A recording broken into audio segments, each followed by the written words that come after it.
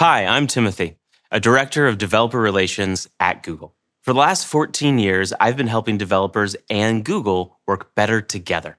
I've recently been working a lot more with Gen AI to do things like technical writing and generating code. I've also been helping more developers integrate Gen AI into their apps. Prompting is a new skill that a lot of us are learning and trying to get better at, myself included. Now, my first experience using Gen AI that was transformative was for a pretty simple task.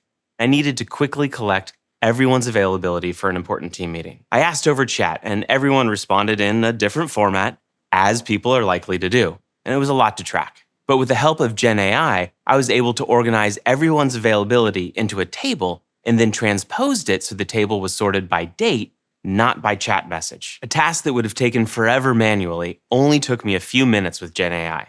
And that was my breakthrough moment, using Gen AI in my everyday tasks to turn things that used to be a headache into something simple and easy.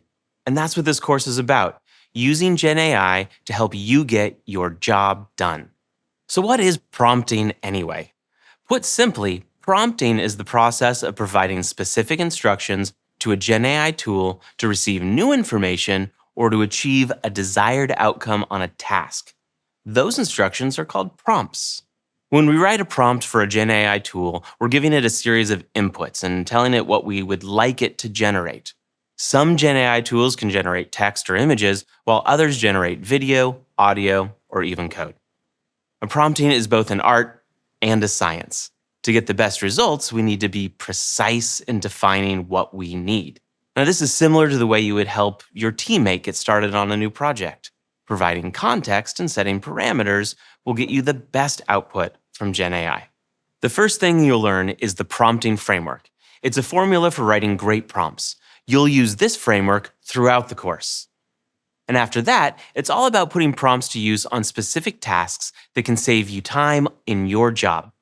You'll use Gen AI to brainstorm ideas, develop plans, and draft emails for different audiences. We'll teach you how to summarize meeting notes, assign action items, and more. We'll also teach you how to analyze data and spreadsheets with Gen AI. You'll write prompts that can help you find insights buried in data. You'll then use Gen AI to turn those insights into visuals and eventually turn it all into a slide deck with talking points for a presentation. Next, you'll learn advanced prompting techniques to help you untangle complex tasks. For example, you'll learn how to create prompts that can help make long-term complicated projects easier to plan and execute.